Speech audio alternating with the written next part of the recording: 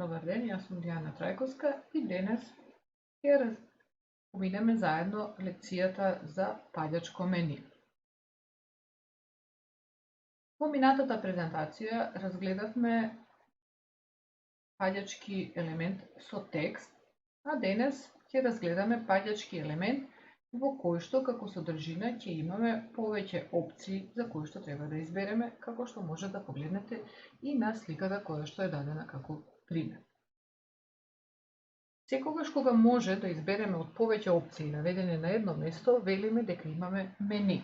Бидејќи на веб страницата овие опции се појавуваат најчесто надолу, паѓаат пред нас, велиме дека тоа е паѓачко мени. Кај паѓачкото мени, разликата од претходниот пример е што сега содржина на паѓачкиот елемент ќе бидат повеќе линкови. Поточно, содржината на паѓачкиот елемент ќе бидат опциите од кои што ќе можеме ние да избереме на која ќе кликнеме. Сега ќе треба да дефинираме и дополнителна класа која што ќе го регулира изгледот на линковите. Обично, содржината за која што треба да се појави паѓачкото мени се обликува како копче, меѓутоа ова не е стриктно правило. CSS елементот кај паѓачкото мени, односно во екстерниот CSS файл, со неколку класи и псевдокласи го дефинираме комплетниот изглед. Најпрвин ќе имаме класа drop button, со која што ќе го дефинираме копчето врз кое што треба да се постави глупчето за да се појави паѓачкото мени. Ја дефинираме неговата боја, боја на текстот и така натаму, значи графички како тоа копче ќе изгледа. Со својството курсор одредуваме каков ќе биде изгледот на курсорот кога ќе се постави врз елементот. Со класата drop-down ја дефинираме позицијата на содржината. Оваа класа веќе ја разгледавме во претходниот презентација и рековме дека таа мора да има position relative, бидејќи сакаме да ја се појави веднаш под елементот врз кој што ќе кликнеме за да добиеме како резултат паѓачко мени. Потоа следува класата drop-down content, кој што исто така ја знаеме од претходниот пример, и со неја го дефинираме изгледот на содржината од паѓачкиот елемент. Потоа имаме дефинирање на изгледот на линковите како содржина на паѓачкиот елемент. Значи, со класата drop-down content, во случај кога се работи за линк, односно за А, ќе добиеме со различна боја да биде изгледот на текстот. Потоа имаме и дефинирање на менување на бојата на позадината на линкот како што се поставува курсорот врз него. Односно, за класата drop-down content, во случај кога имаме ховер врз линкот, ќе се смени background color во pink. Ова помага за поголема прегледност при движење на глувчето од страна на корисникот. Значи, тој како што го движи глувчето да знае дека сменил и визуелен ефект да добие дека се поминал од една на друга опција. Потоа го дефинираме приказот на паѓачкото мени кога ќе се појави глувчето. Ова веќе исто така го имавме во претходната презентација. Значи, кога ќе се постави глувчето врз елементот за кој што важи класата drop-down, ќе важи класата drop-down content. И на крајот дефинираме да се смени бојата на позадината на копчето во моментот кога се прикажува содржината. Односно, за елементот класата drop-down ќе важи класата drop-down button во случај кога е поставен на глувчето врз овој елемент за кој што важи класата drop-down. Со ова завршуваме со екстерниот CSS файл и преминуваме на HTML фајлот.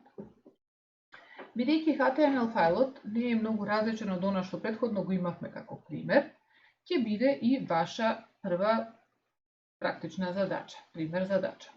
Најпрвен ќе треба да го средите кодот од претходните слайдови во еден external CSS файл. А потоа ќе го примениме и овој код во еден HTML файл.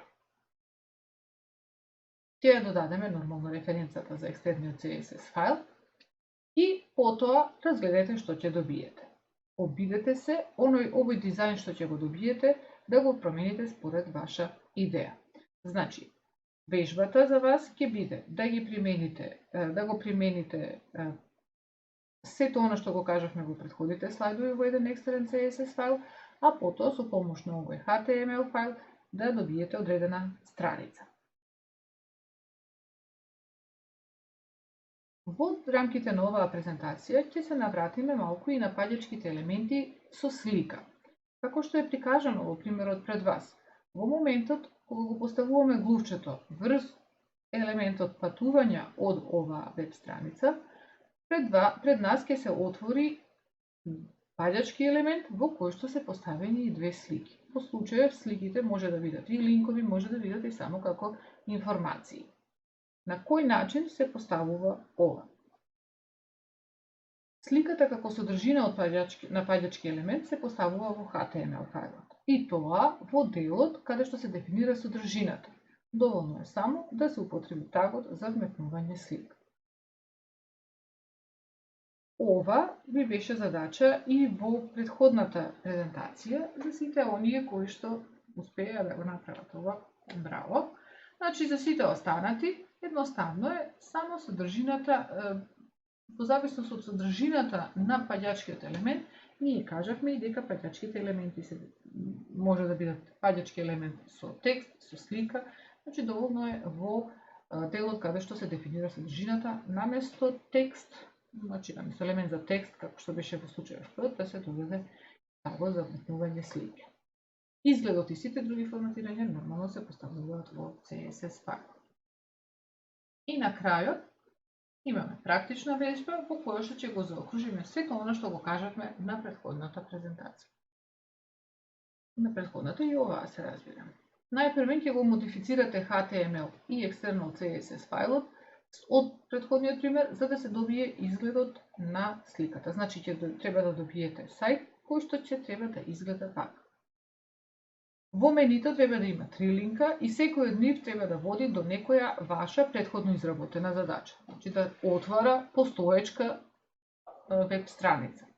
И најдолу, на крајот, ќе ставите слика со мали димензии и кога ќе се постави глувчето врз неја, како паѓачки елемент, треба да се отвори сликата во оригинална големина. Нормално, задолжително треба да ги снимите файловите во вашата папка, односно да ги испратите на него за да може да ги провера. До следната презентација, пријатно!